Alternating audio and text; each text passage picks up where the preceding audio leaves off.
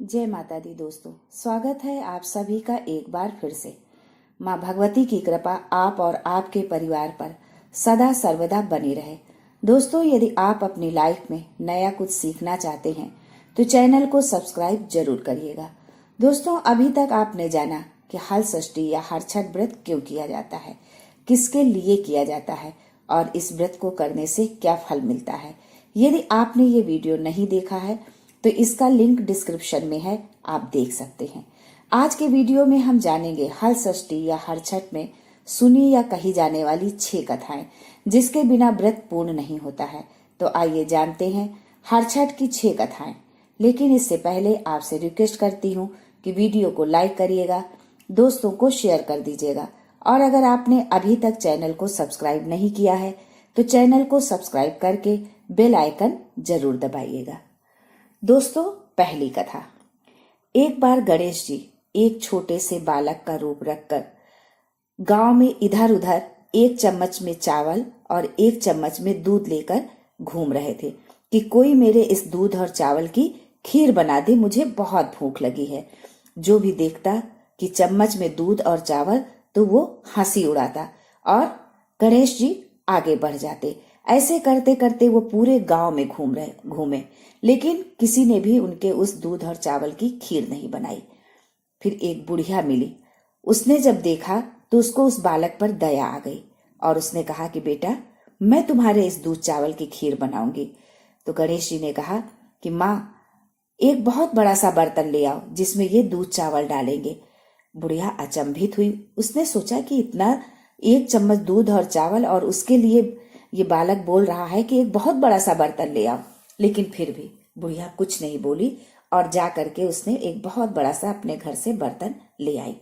गणेश जी ने उसमें वो दूध और चावल डाला तो वो पूरा बर्तन भर गया। बुढ़ी खीर बनाई। जब खीर बनकर तैयार हो गई तो उसने कहा कि बनकर खीर तैयार हो गई है, लो अब तुम खा सकते हो, बहुत भूख लगी होगी ना तुमको। गणेश जी बोले कि माई, अब थोड़ी देर में हम आते हैं। ऐसा करना कि इस खीर को आप पूरे गांव वालों को खिलाना, तब तक मैं आ रहा हूं। बुढ़िया ने गणेश जी के कहने के अनुसार सबसे पहले गणेश जी को भोग लगाया और उन्होंने कहा, गणेश जी को अर्पित किया वो खीर और उसके पश्चात सारे गांव वालों को वो खीर खिलाई। लेकिन उसने वो खीर खुद नहीं खाया। वो उस बालक का इंतजार करती रही कि जब वो आएगा तब हम दोनों साथ मिलकर बैठकर ये खीर खाएंगे। इंतजार करते करते बहुत रात हो गई। बहुत रात बीत गई। बुढ़िया इंतजार करती रही। जब गणेश जी आए तो उन्होंने कहा, माई, तुमने खा लिया? बुढ़िया बोली, नहीं बेटा, मैं तो तुम्हारा इंतजार कर रही थी कि जब तुम आओगे तो हम दोनों साथ मिलकर खाएंगे। गणेश जी ने कहा कि माई, हमने तो कब का खा लिया। बुढ़िया आश्चर्यचकित हो गई। बोली, कब? बोले, अरे जब आपने पहली थाली लगाकर भोग अर्पित किया जय गणेश कह करके, तभी मैंने वो खीर खा ली। बुढ़िया ने सोचा कि ये स्वयं गणेश भगवान थे और इतना बोलकर गणेश भगवान वहां से अंतर ध्यान हो गए। लेकिन उससे पहले उन्होंने बुढ़िया से कहा कि माई, जो खीर बची है, अब इस खीर को तुम जो है अपने घर के आंगन में नीचे दबा देना। जब तुम्हारा बेटा आए तब उसे ये खीर खिलाना। बुढ़िया ने उनके कहने के अनुसार ही किया। उसने उस खीर को आंगन के नीचे दबा दिया और जब उनका बेटा आया तो बोला, माँ, भूख लगी है। उसने कहा, बेटा, आज मैंने खीर बनाया है और वो आंगन में हमने जमीन के नीचे दबा के रखा है, तुम जाओ निकाल करके खा लो। और बेटे ने जैसे ही वो जमीन खोदी और खीर निकाला तो वहां से बहुत सारा धन दौलत, सोना चांदी, भंडार ही निकला धन का और वो माला माल हो गई। भगवान गणेश की उस पर कृपा हो गई। जैसे भगवान गणेश ने उस बुढ़िया, गरीब बुढ़िया और उस बालक पर कृपा करी थी, वैसे ही आप सभी भक्तों पर, आप पर, हम पर और पूरे विश्व के सभी लोगों पर वो अपनी कृपा बरसाएं। ऐसी कामना के साथ ये पहली कथा यहीं समाप्त होती है। दोस्तों, दूसरी कथा। एक सास थी और उसके 7 बहुएं थी। घर में भैंसें पली हुई थी तो हर एक दिन एक बहू का नंबर आता था उन भैंसों का काम करने का, चारा पानी, साफ सफाई, सब कुछ करने का। तो जिस दिन हरछठ था उस दिन घर की जो सबसे छोटी बहू थी उसका नंबर था चारा पानी करने का, साफ सफाई करने का। सुबह हुई तो सास ने कहा कि ऐसा है, हम तो जा रहे हैं जंगल, थोड़ा लकड़ी अकड़ी बिन के लाते हैं, लकड़ी नहीं है, और तब तक तुम साफ सफाई करके महुआ उबाल लेना। तो बहू ने कहा कि महुआ कहाँ से उबालेंगे, लकड़ी कहाँ है जो जला के महुआ उबालेंगे। सास ने कहा अरे देख लेना, वही ठेंगरिया मुंगरिया पड़ी होंगी, उसी को लगा के उबाल लेना। अच्छा, इतना कह करके सास जंगल चली गई। बहू ने झाड़ू उठाया और सब भैंसों का नीचे साफ सफाई करने लगी, और गुस्से में भैंसों को मारती जाती झाड़ू से और कहती जाती कि ना तो दूध की है ना दही की है, बस खाने भर के लिए हैं जो है। ऐसे करके गुस्से में उसने सारी भैंसों को खोल दिया कि ये चली जाएंगी तो हमको आगे काम नहीं करना पड़ेगा। भैंसों को खोलने के बाद वो अपना नहा धो के आई, चूल्हा जलाया और महुआ चढ़ा दिया। तो चूल्हा जलाने के लिए लकड़ी तो थी नहीं, तो सास ने कहा ठेंगरिया मुंगरिया। तो उसकी जो सबसे बड़ी जिठानी थी, उनके बच्चे थे छोटे छोटे, उनका नाम था ठेंगरिया मुंगरिया। उनको वो उठा के लाई और चूल्हे में लगा के जला दिया। अब वो बच्चे कहाँ जले, छन छन करके धीरे धीरे धीरे बहुत देर तक जलते रहे। महुआ जैसे तैसे कच्चा पक्का उबला, और वो पूरा चौका साफ करके जो है बच्चों को सबको उठा के, और बाहर जो कूड़ा गोबर डाला जाता है वहां पर घूर में डाल आई जाके जो है।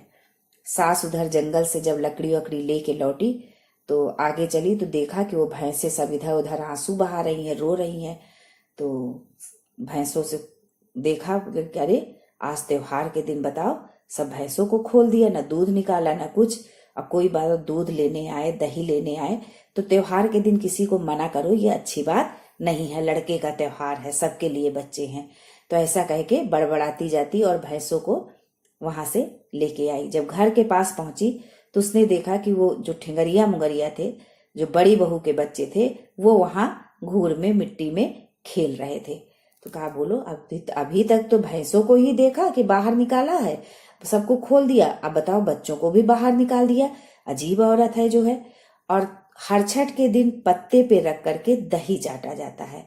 तो जितने भी गांव की महिलाएं थी सबने दही चाट चाट के वो कूड़े में सबने वो पत्ता फेंका था। तो जो उस पत्ते में थोड़ा बहुत दही लगा रहा था, उस दही को चाट के वो बच्चे फिर से जीवित हो गए और वहीं पर खेल रहे थे। सास ने जो है उन बच्चों को उठाया, अपने आंचल से झाड़ा, प्यार किया और उनको लेके आई।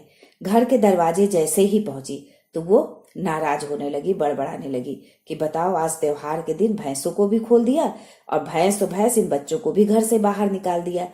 तो छोटी बहू आई तो बोले क्या है, तो बोली, सास बोलने लगी कह रहे भैंस को तो भैंस को खोला, बच्चों को भी बताओ त्योहार के दिन बाहर निकाल दिया। तो ये सुन करके बहू एकदम अचंभित रह गई। कह रहे हमने तो इनको चूल्हे में लगा के जला दिया था और ये कैसे जीवित हो गए। तो उसने सास से कहा कि अरे माई, हमने तो इनको चूल्हे में लगा के जला दिया था। बोले चूल्हे में लगा के जला दिया था? बोले आपने ही तो कहा था कि ठेंगरिया मुंगरिया लगा के। बोले अरे बेवकूफ, वो तो हमने लकड़ी के लिए कहा था कि जो छोटी मोटी पड़ी है वो लगा देना, बच्चों को कोई चूल्हे में जलाता है। तो उसने माफी मांगी सास से। बोली आज हर छठ के दिन जैसे हर छठ महारानी ने उनके बच्चों को पुनः उनको फिर से उनकी गोद में वापस किया, ऐसे ही जो है वो सबके बच्चों के जीवन की रक्षा करे, सबको लंबी उम्र दे। ये थी हर छठ की दूसरी कथा। दोस्तों, हर छठ की तीसरी कथा। एक ग्वालिन थी जो गर्भवती थी और उसके प्रसव का समय नजदीक आ रहा था। उसने सोचा यदि मैंने जन्म दे दिया, पुत्र या पुत्री जो भी हुआ, तो मेरा दूध दही सब बेकार चला जाएगा, मेरा नुकसान होगा।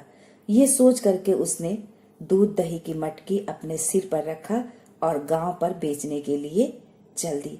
जैसे ही वो थोड़ा आगे बढ़ी, एक खेत के समीप गई तो उसकी प्रसव पीड़ा बढ़ गई और उसने वहीं पर एक सुंदर से पुत्र को जन्म दिया। उसने अपने बच्चे को एक कपड़े पे लपेटकर उसी खेत की मेड़ के पास में रख दिया और वो गांव में जो है दूध दही बेचने लगी। और उस दिन हर छठ का दिन था।